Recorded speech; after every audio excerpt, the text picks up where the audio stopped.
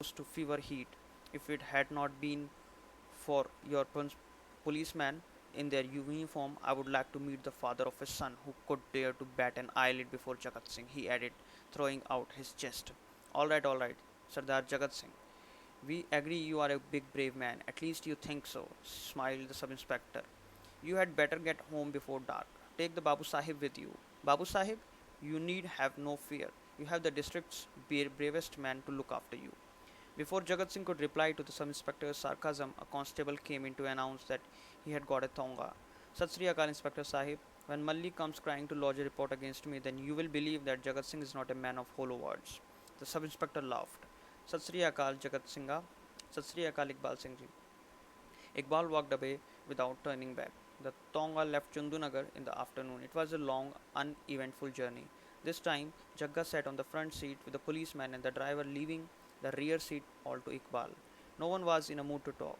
Bhola, the driver, had been pressed into service by the police at a time when it was not safe to step out of the house. He took it out on his skinny brown horse, whipping and swearing continuously. The others were absorbed in their own thoughts. The countryside also was still. There were large expanses of water which made it look flatter than usual. There were no men or women in the fields, not even cattle grazing. The two villages they passed seemed deserted except for the dogs. Once or twice they caught a fleeting glimpse of someone stepping behind a wall or peering around a corner, and that someone carried a gun or a spear. Iqbal realized that it was the company of Jagga and the constable who were non Sikhs, and that really saved him from being stopped and questioned. He wished he could get out of this place where he had to prove his Sikhism to save his life. He would pick up his things from Mano Majra and catch the first train. Perhaps there were no trains, and if there were, could he risk getting onto one?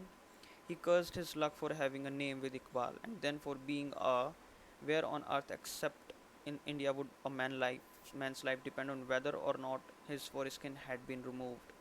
It would be laughable if it were not tragic. He would have to stay in Mano Majra for several days and stay close to Meet Singh's protection. Meet Singh, with his unkempt appearance, or two trips a day to the fields to defecate. The thought was revolting. If only he could get out to Delhi or to civilization, he would report on his arrest. The party paper would front page the newspaper with his photograph. Anglo-American capitalist conspiracy to create chaos. Lovely alliteration. Comrade Kickball imprisoned on border. It would all go to the make him a hero. Jagga's immediate concern was the fate of Nuran. He did not look at his companion in the thonga or at the village. He had forgotten about Malli. At the back of his mind persisted a feeling that Nuran would be in Mano Majra. No one could have wanted Imam Baksh to go. Even if he had left with the other Muslims, Nuran would be hiding somewhere in the fields or would have come to his mother. He hoped his mother had not turned her out. If she had, he would let her have it. He would walk out and never come back. She would spend the rest of her days regretting having done it. Jagga was lost in his thought, concerned and angry alternatively when the Tonga slowed down to pass through the lane to the Sikh temple. He jumped off the moving vehicle and disappeared into the darkness without a word of farewell. Iqbal stepped off the Tanga and stretched his limbs. The driver and the constable had a whispered consultation. Can I be of any more service to you, Babu Sahib? Asked the Muslim policeman. No, no, thank you, I'm alright. It is very kind of you. Iqbal did not like the prospect of going into Gurudwara alone, but he could not bring himself to ask others to come with him. Babuji, we have a long way to go. My horse has been out all day without any food or water, and you know the times. Yes, you can go back. Thank you, Sat Sri Akal. Sat Sri Akal. The courtyard of the Gurudwara was spotted with rings of light cast by hurricane lamps and fires on the improvised hearths over which men were cooking the evening meal. Inside the main hall was a circle of people around Meet Singh, who was reciting the evening prayer. The room in which Iqbal had left his things was locked. Iqbal took off his shoes, covered his head with a handkerchief, and joined the gathering. Some people shifted to make room for him. Iqbal noticed people looking at him and whispering to each other. Most of them were old men dressed like town folk. It was quite obvious that they were refugees. When prayer was over, Meet Singh wrapped the massive volume in velvet and laid it to rest on the coat on which it had been lying open. He spoke to Iqbal before anyone else could start asking questions. Sat Sri Akal, Iqbal Singh ji, I am glad you are back. You must be hungry. Iqbal realized that Meet Singh had deliberately mentioned his surname. He could feel the tension relax. Some of them turned around and said Sat Sri Akal. Sat Sri Akal, answered Iqbal and got up to join Meet Singh. Sardar Iqbal Singh, said Meet Singh, introducing him to others, is a social worker. He has been in England for many years. A host of admiring eyes were turned on Iqbal. The England returned. The Sat Sri Akals were repeated. Iqbal felt embarrassed. You are Sikh, Iqbal Singh ji? Inquired one of the men. Yes, a fortnight earlier he would have replied emphatically no, or I have no religion, or religion is irrelevant. The situation was different now, and in any case, it was true that he was a born Sikh. Was it in England you cut your hair? Asked the same person. No, sir, answered Iqbal, completely confused.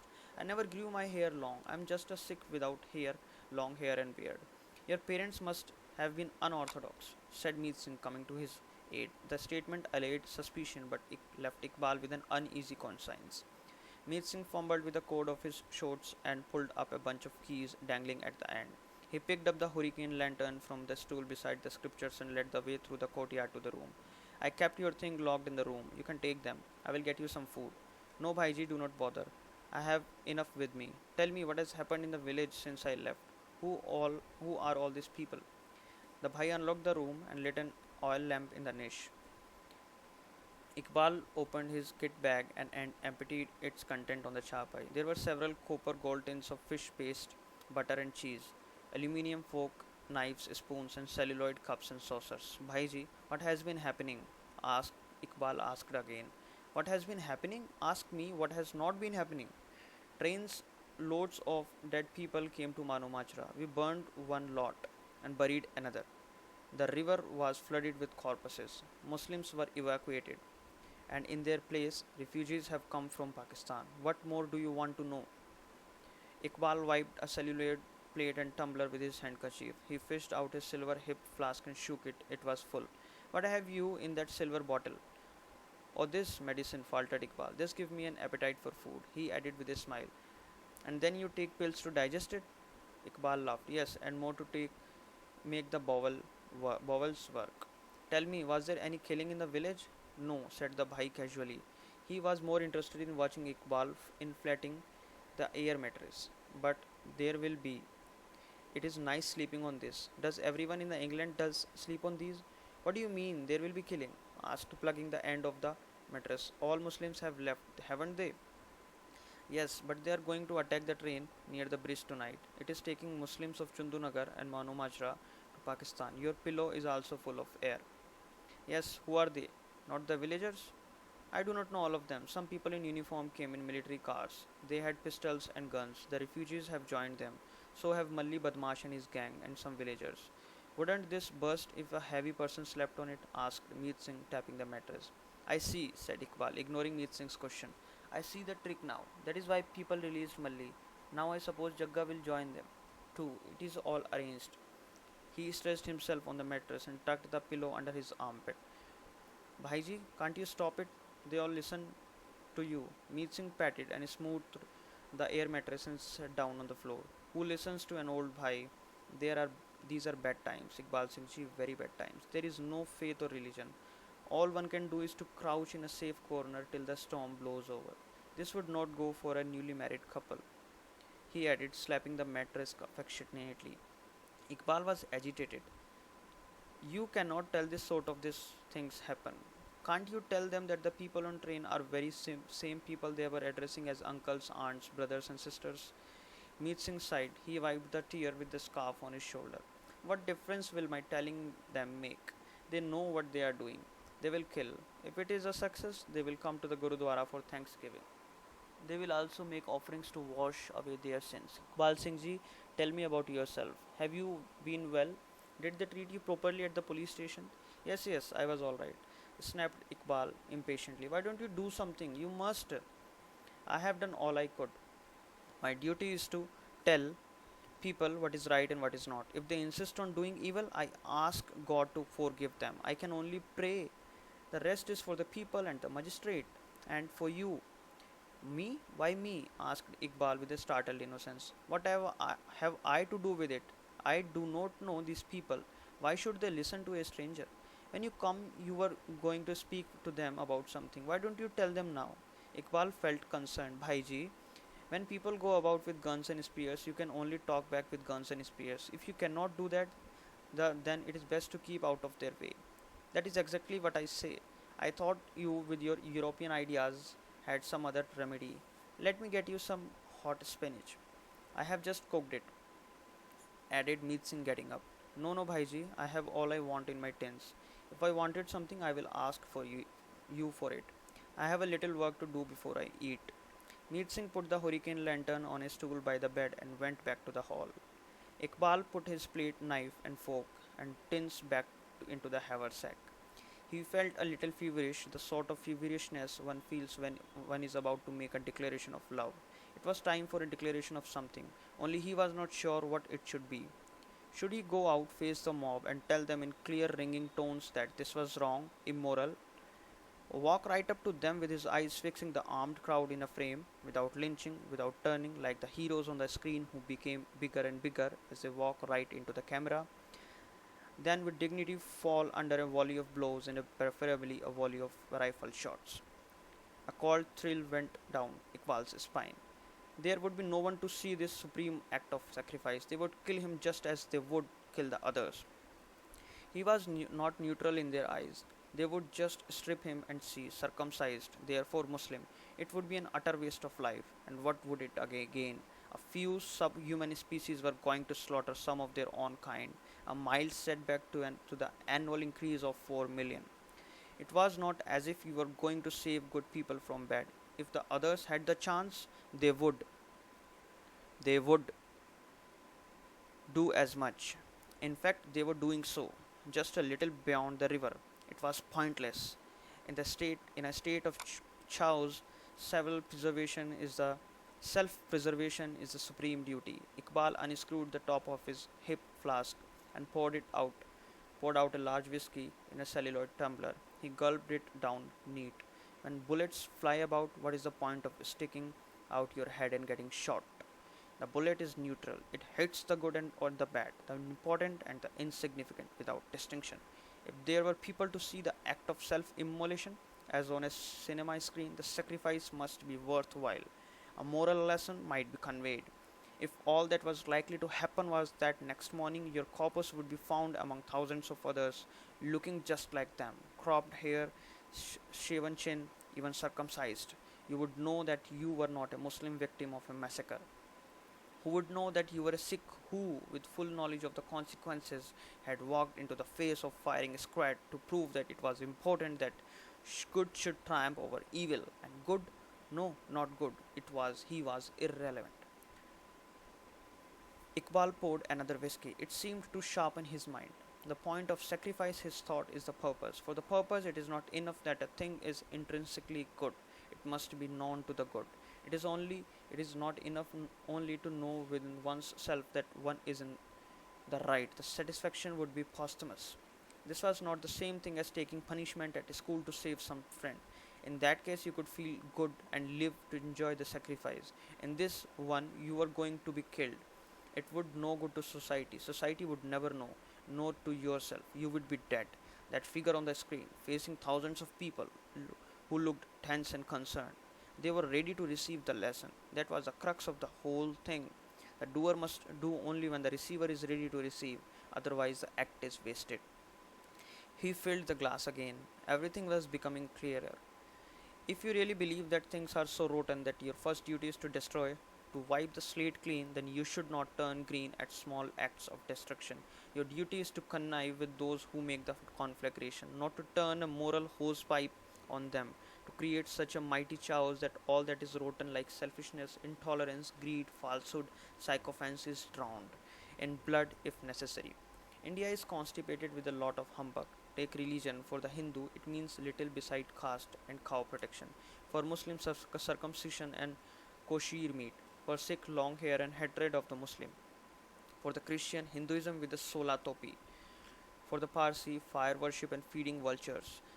Ethics, which should be the kernel of the religious code, has been carefully removed. Take philosophy, about which there is not so much ho ha. It is just muddle headedness masquerading as mysticism. And yoga, particularly yoga, that's excellent earner of dollars. Stand on your head, sit cross-legged and tickle your navel with your nose. Have perfect control over senses. Make women come till they cry enough, and you can say next please without opening your eyes. And all the mumbo jumbo of reincarnation. Men into ox, into ape, into beetle, into 8,400,000 kind of animate things. Proof? We do not go in for such pedestrian pastime as proof. That is Western. We are of the mysterious East. No proof, just faith. No religion, just faith. Thought, which should be a sine qua non of the philosophical code, is dispensed with. We are of the mysterious East. No proof,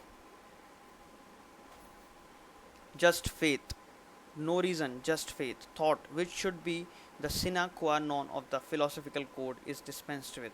We climb to sublime heights on the wings of fancy. We do the rope trick in all spheres of creative life, as long as the world credulously believes in our capacity to make a rope sky rise skyward and a little boy climb it till he is out of view. So long will our brand of humbug thrive.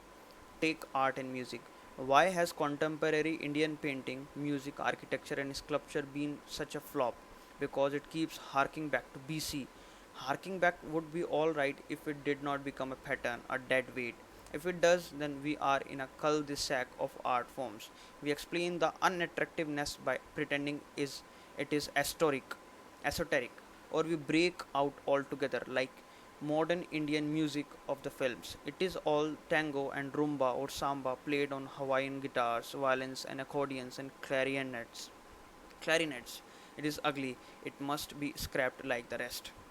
He wasn't quite sure what he meant. He poured another whiskey. Consciousness of the bed is an essential prerequisite to the promotion of the good. It is not no use trying to build a second story on a house whose walls are rotten. It is best to demolish it. It is both cowardly and foolhardy to kowtow to social standards when one believes neither in the society nor in its substandards.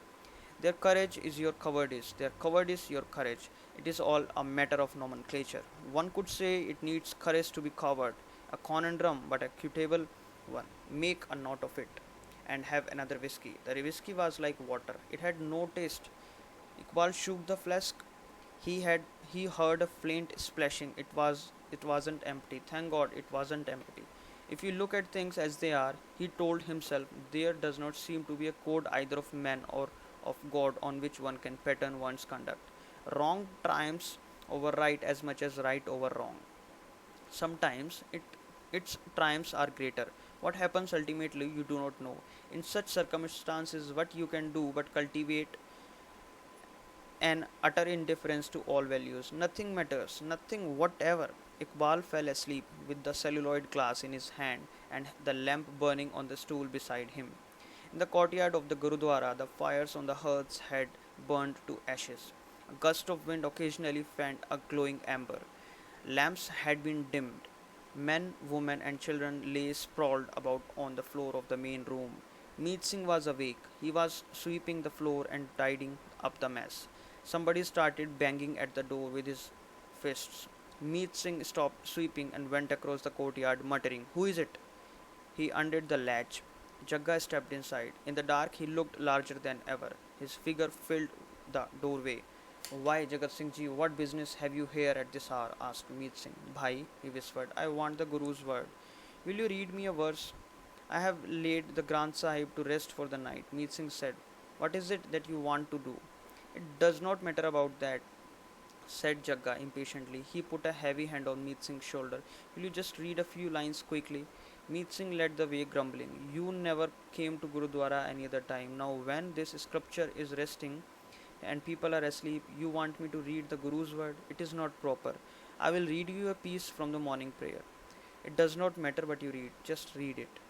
Meet Singh turned up the wick of one of the lanterns. Its sooty chimney became bright. He sat down beside the coat on which the scripture lay. Jagga picked up the fly whisk from the beneath the coat and began waving it over Meet Singh's head.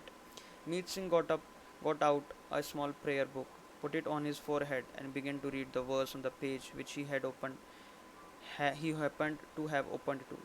He who made the night and day, the days of the week and seasons, he who made the breezes blow, the waters run, the fires and the lower regions, made the earth, the temple of law. He who made creatures of diverse kind, with a multitude of names, made this the law, by thought and deed we judged forsooth. For good is true and dispensed truth. There the elect his court adorn, and the god himself their actions honors. There are sordid deeds that were done and bore fruit, from those that to action could never ripen. This, O Nanak, shall there hereafter happen. Meet Singh shut the prayer book and again put it on his forehead. He began to mumble the epilogue to the morning prayer. Air, water, and earth, of these are we made. Air, like Guru's word, give the breath of life to the babe born of the great mother earth, sired by the waters. His voice steppered out to an audible whisper. Jagat Singh put back the fly whisk and rubbed his forehead on the ground in front of the scripture. Is that God? He asked naively. Is that good?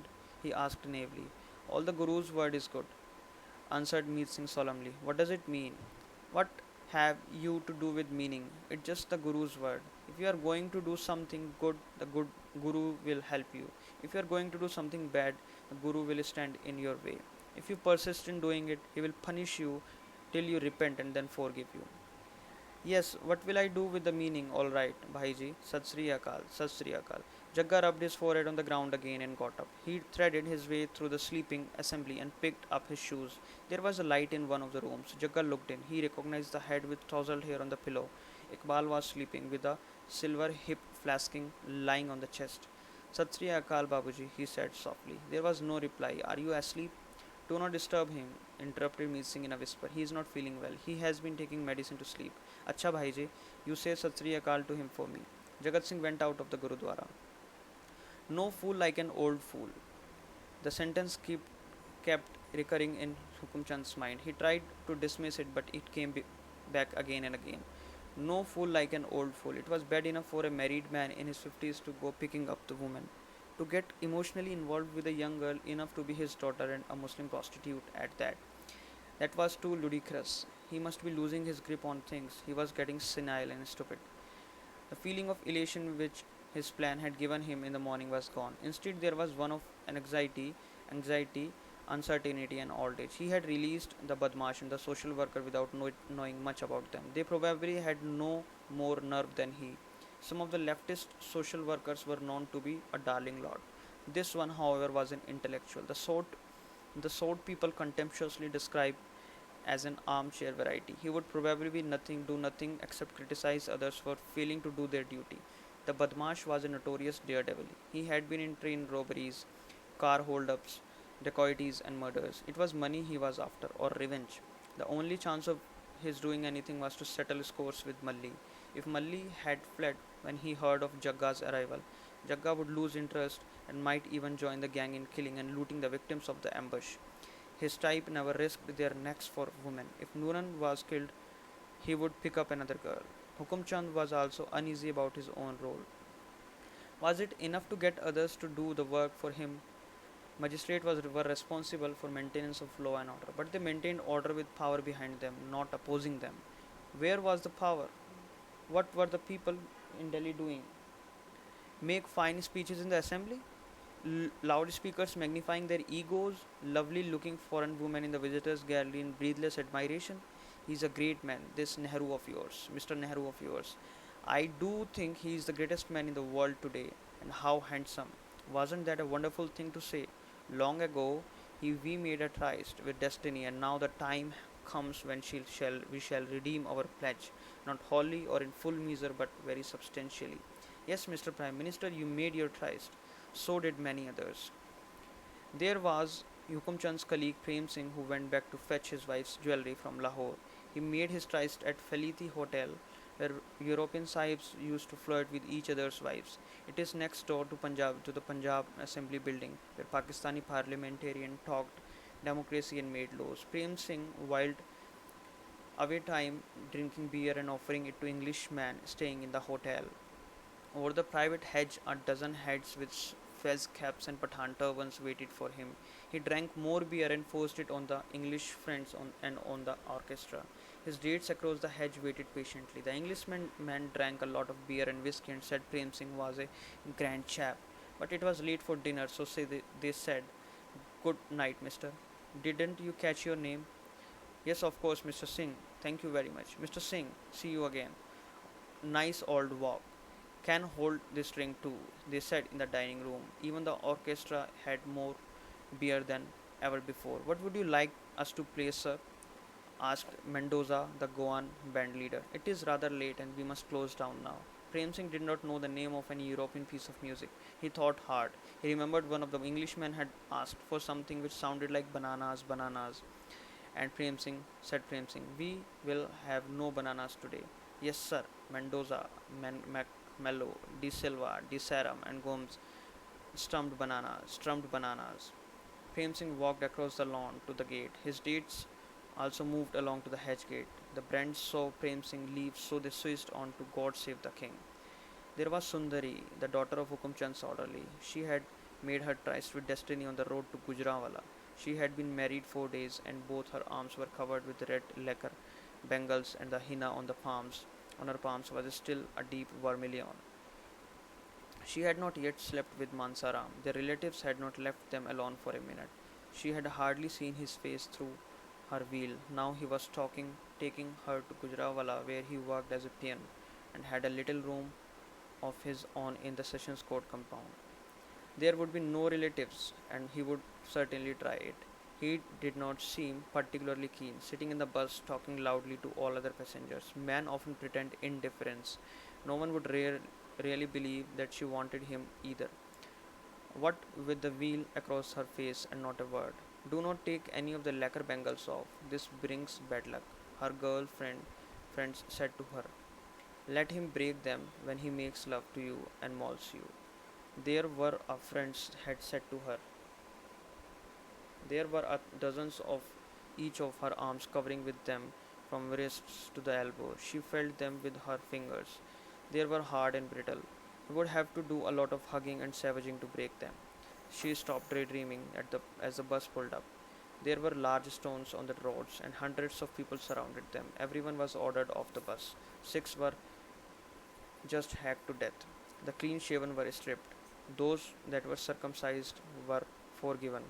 Those that were not were circumcised. Not just the foreskin, the whole thing was cut off. She, who had not really had a good look at Mansaram, was shown her husband completely naked. They held him by the arms and legs, and one man cut off his penis and gave it to her. The mob made love to her.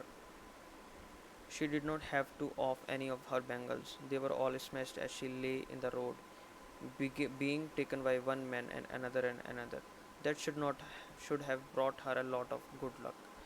Sundar Lal Singh's case was different. Hukum Chand had had him recruited for the army. He had done well. He was a big, brave Sikh with a row of medals won in battles in Burma, Eritrea, and Italy. The government had given him land in Sindh. He came to his tryst by train, along with his wife and 3 children. There were over 500 men and women in the compartment to carry 40 sittings and 12 sleepings. There were just one little lavatory in the corner without any water in the cistern. It was 115 in the shade, but there was no shade, not a shrub within miles. Only the sun and the sand, and no water. At all stations there were people with spears along the railings. Then the train was held up at the station for 4 days. No one was allowed to get off. Sundar Singh's children cried for water and food. So did everyone else. Sundar Singh gave them his urine to drink. Then that dried up too. So he pulled out his revolver and shot them all. Shangara Singh, aged 6, with his long brown blonde hair tied up in a top knot. Deepo, aged 4, with curling eyelashes, and Amro, 4 months old, who tugged her at her mother's dry breasts with her gums and puckered up her face till it was full of wrinkles, crying frantically. Sundar Singh also shot his wife. Then he lost his nerve. He put the revolver on his temple but did not fire. There was no point in killing himself. The train had begun to move. He heaved out the corpses of his wife and children and came along to India. He did not redeem the pledge, only his family did. Hukum Chand felt wretched. The night had fallen. Frogs called from the river. Fireflies twinkled about the jasmines near the veranda. The bearer had brought biscuit and Hukum Chand had sent it away. The bearer had laid out the dinner, but he had not touched the food. He had the lamp removed and sat alone in the dark, staring into space. Why had he not let the girl go back to Chandunagar? Why? He asked himself, hitting his forehead with his fist. If only she were here in the rest house with him, he would not bother if the rest of the world went to hell. But she was not here, she was in the train. He could hear its rumble. Hukum Chand slid off his chair, covered his face with his arms, and started to cry. Then he raised his face to the sky and began to pray. A little after 11, the moon came up. It looked tired and dissipated. It flooded the plain with a very pale light, in which everything was a little blurred. Near the bridge there was every little moonlight. The high railway embankment cast a wall of dark shadow. Sandbags, which had guarded the machine gun nest near the signal, were littered about on either side of the railway tracks. The signal scaffolding stood like an enormous sentry watching over the scene. Two large oval eyes, one on the top of the other, glowed red. Two hands of the signal stood stiffly parallel to each other. The bushes along the bank looked like a jungle. The river did not glisten. It was like a sheet of slate with just a suspicion of ripple here and there. A good distance from the embankment behind a thick cluster of pampas was a jeep with its engine purring gently. There was no one in it. The men had spread themselves on the either side of the railway line, a few feet from each other. They sat on their haunches with their rifles and spears between their legs. On the first steel span of bridge, a thick rope was tied horizontally above the railway line. It was about 50 feet above the track. It was too dark for men to recognize each other, so they talked loudly. Then somebody called, "Listen, silence, listen." They listened. It was nothing, only the wind in the reeds. "Silence anyhow," came the command of the leader. "If you talk like this, you will not hear the train in time." They began to talk in whispers. There was a shimmy shammy noise of trembling steel wires as one of the signals came down. Its oval eyes changed from red to the bright green. The whispering stopped. The men got up and took their positions 10 yards away from the track.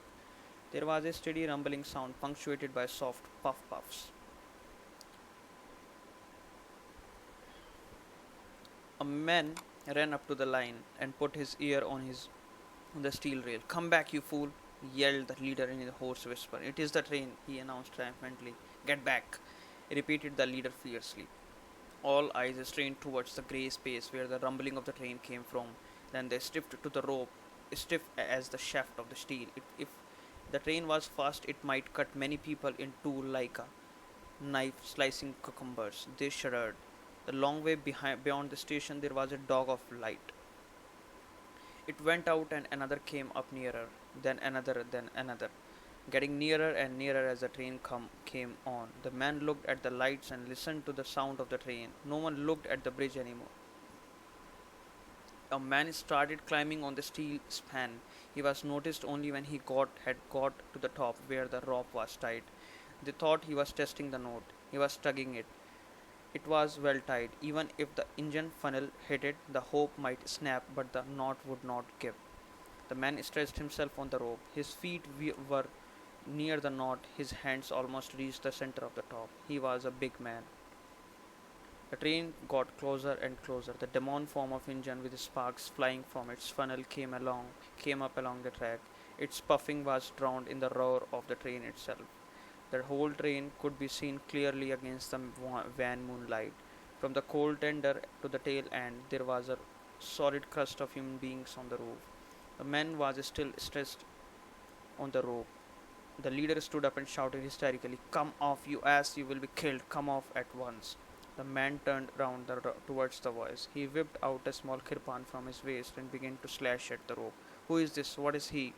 There was no time. They looked from the bridge to the train, from the train to the bridge. The man hacked the rope vigorously. The leader raised his rifle to his shoulder and fired. He hit his mark, and one of the men's legs came off the rope and dangled in the air. The other was still twinned around the rope. He slashed away in frantic haste. The engine was only a few yards off, throbbing embers high up in the sky with each blast of the whistle. Somebody fired another shot. The man's body slid off the rope, but he clung to it with his chin and hands and chin. He pulled himself up, caught the rope under his left armpit, and again started hacking with his right hands. The rope had been cut in shreds. Only a thin, tough strand remained. He went it at with a knife and then with his teeth. The engine was almost on him. There was a volley of shots. The man shivered and collapsed. The rope snapped in the center as he fell. The train went over him and went on to the Pakistan.